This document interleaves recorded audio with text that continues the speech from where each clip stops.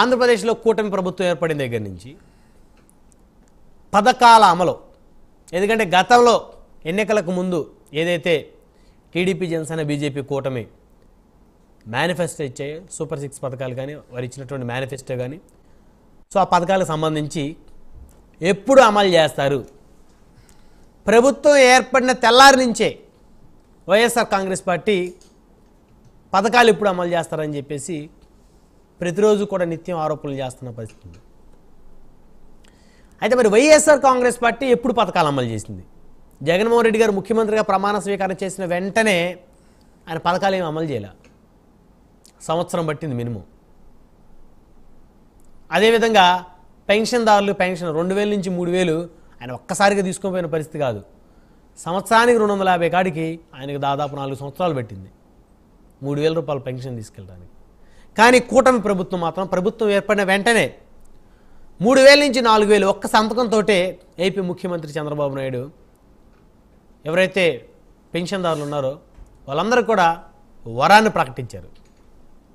ప్రతి నెల 1వ తారీఖు రాగానే పెన్షన్దారులు పెన్షన్ అందుతూ ఉంది, వృద్ధులకి వికలాంగులకి అందరూ కూడా పెన్షన్లు డబుల్ అయ్యాయి, వారందరూ కూడా సక్రమంగా టయానికి పెన్షన్లు అందుతూ ఉన్నాయి.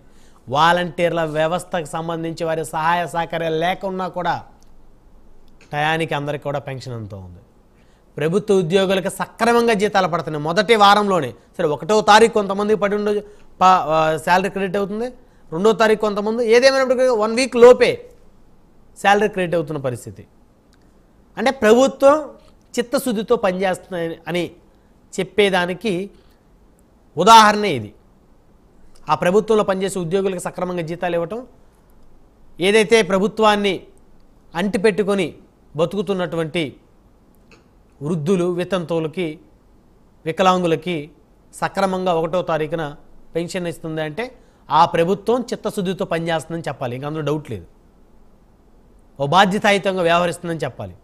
ఇక వెల్ఫేర్ స్కీములు ప్రభుత్వం దగ్గర ఉన్నటువంటి ఖజానాను బట్టి, ప్రభుత్వంలో ఎంత ఖజానా ఉంది, మరి ఆ ఖజానాని ఏ విధంగా ఉపయోగించాలి, ఖజానాని ఏ విధంగా క్రియేట్ చేయాలి, సంపద ఏ విధంగా సృష్టించాలి, పెట్టుబడులు రాబట్టి ఏ విధంగా సంపదను సృష్టించాలి అనేటువంటి దాని మీద పూర్తిస్థాయి వెల్ఫేర్ స్కీములు ఇచ్చినటువంటి హామీలు ఆధారపడి ఉంటుంది.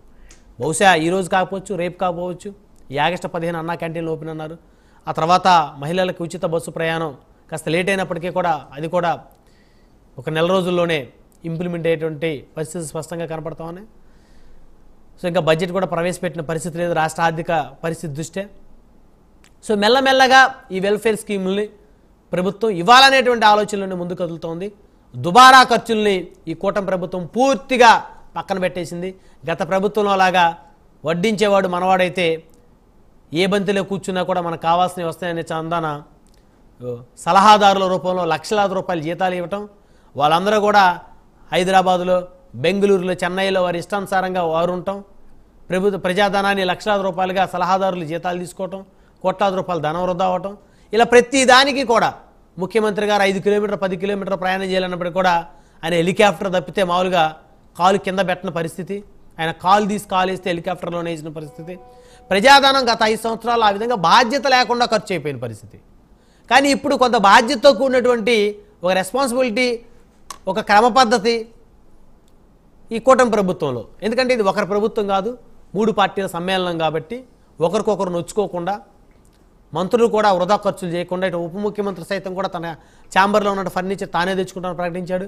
ఎవరు కూడా దుబారా ఖర్చులు చేయకుండా ఆ ఉన్న ఖజానాన్ని ఎలా డెవలప్ చేయాలి, డెవలప్ చేసిన దాని మీద వెల్ఫేర్ స్కీమ్లు ఇవ్వాలనేటువంటి ఆలోచనలో ఈ ప్రభుత్వం ముందుకు వెళ్తుందని చెప్పడంలో ఎలాంటి సందేహం లేదు.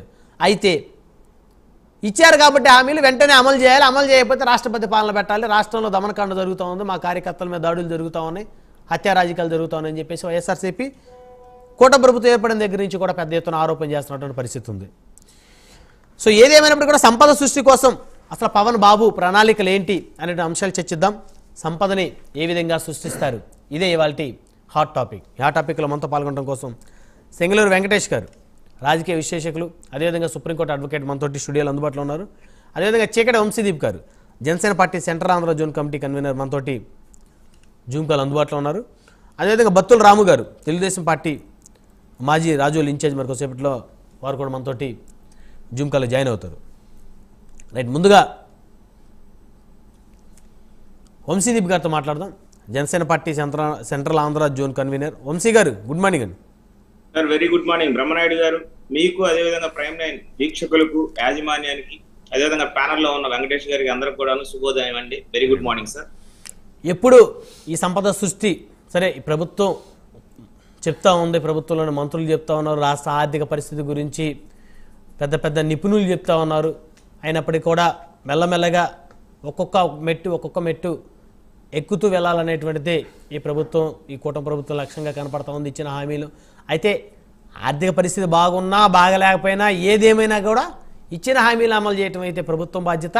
ఇచ్చిన హామీలు అమలు చేయకపోతే ప్రశ్నించడం అనేది ప్రతిపక్ష హోదా లేకపోయినప్పటికీ కూడా ఇంకా ప్రతిపక్షంగా ఉన్నారు కాబట్టి వైఎస్ఆర్ కాంగ్రెస్ పార్టీ యొక్క బాధ్యత.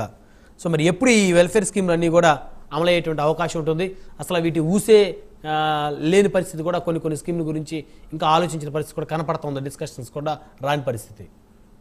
బ్రహ్మనాయుడు గారు, ముందుగా ఈ వైఎస్ఆర్ కాంగ్రెస్ పార్టీ అంటే ఈ రోజున మీరు అన్నారు ప్రతిపక్ష హోదా కూడా లేనటువంటి ఒక రాజకీయ పార్టీ. అయినప్పటికీ గతంలో 5 సంవత్సరాల పాటు రాష్ట్రాన్ని పాలించినటువంటి పార్టీగా వైఎస్ఆర్ కాంగ్రెస్ పార్టీ యొక్క ఏదైతే మనం 5 సంవత్సరాల పాలన మనం పరిగణలోకి తీసుకుంటే రాష్ట్రాన్ని పూర్తి స్థాయిలో అంటే 2014వ సంవత్సరంలో రాష్ట్రాన్ని ఏ విధంగా అయితే అతి దుర్మార్గంగా అత్యంత పాశవికంగా రాష్ట్రాన్ని విభజించినటువంటి ఈ కొత్తగా ఏర్పడినటువంటి ఆంధ్రప్రదేశ్ రాష్ట్రానికి ఆ రోజున ముఖ్యమంత్రిగా బాధ్యతలు స్వీకరించిన చంద్రబాబు నాయుడు గారి నాయకత్వంలో అమరావతి అనేటువంటి ఒక ప్రాంతాన్ని మనం ఏర్పాటు చేసుకుని అమరావతి ప్రాంతంగా ఆంధ్రప్రదేశ్ రాష్ట్ర రాజధానిగా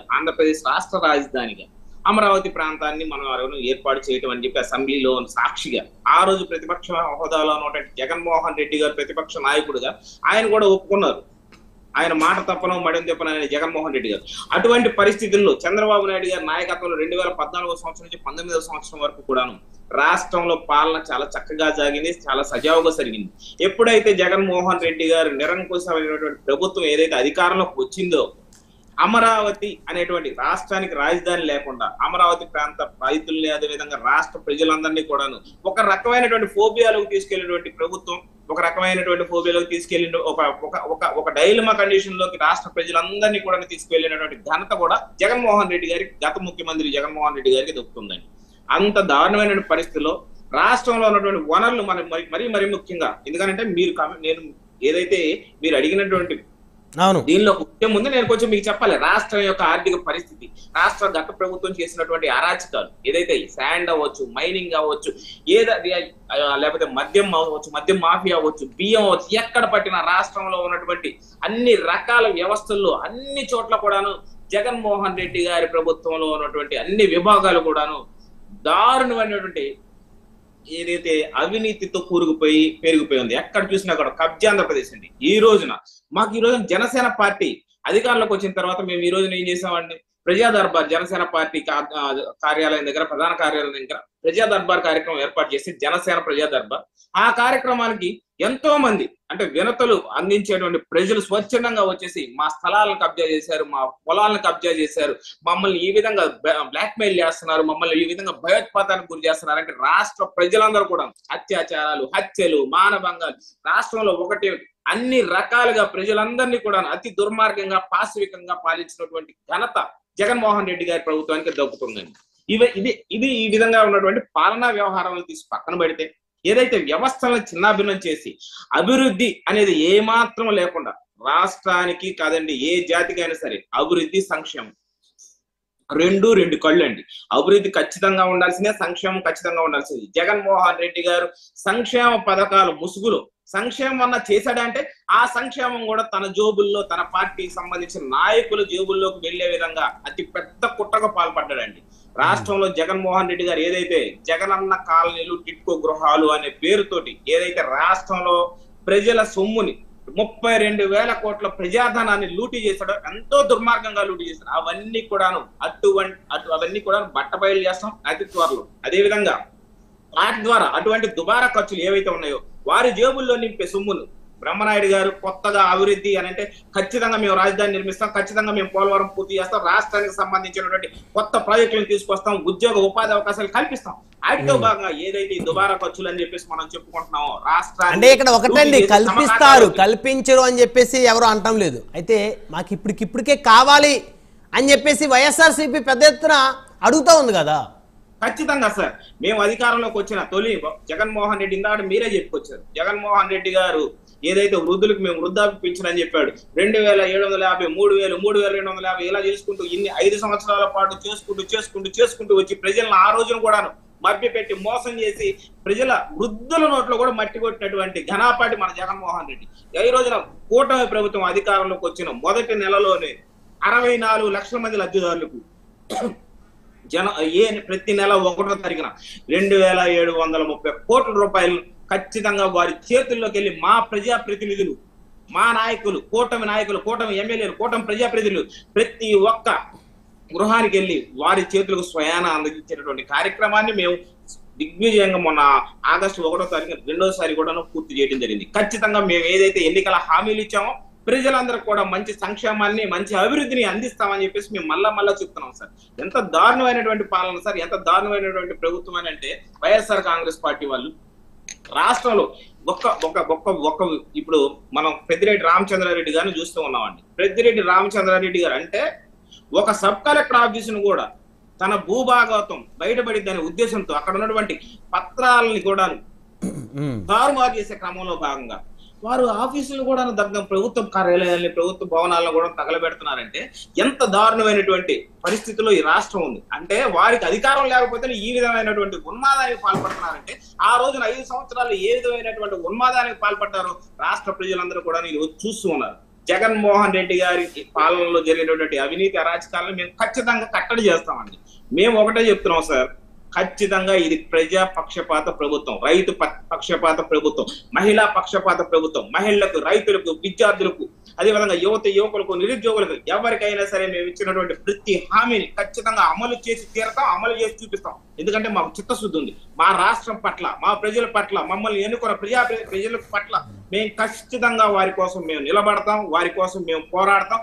వారికి చేయాల్సినటువంటి అన్ని రకాల సంక్షేమ అభివృద్ధి ఫలాలను మేము అందిస్తాం సార్. వారిలాగా మేము దోచుకోవడం అనేది రాలేదండి ఈ రాష్ట్రంలోకి. మేము ఖచ్చితంగా ఈ వ్యవస్థలన్నింటినీ కూడా, చిన్న భిన్నమైనటువంటి ఈ వ్యవస్థలన్నింటినీ కూడా సక్రమంగా ముందు స్టెబిలైజ్ చేయడానికి ఇట్ విల్ టేక్ టైం అండి.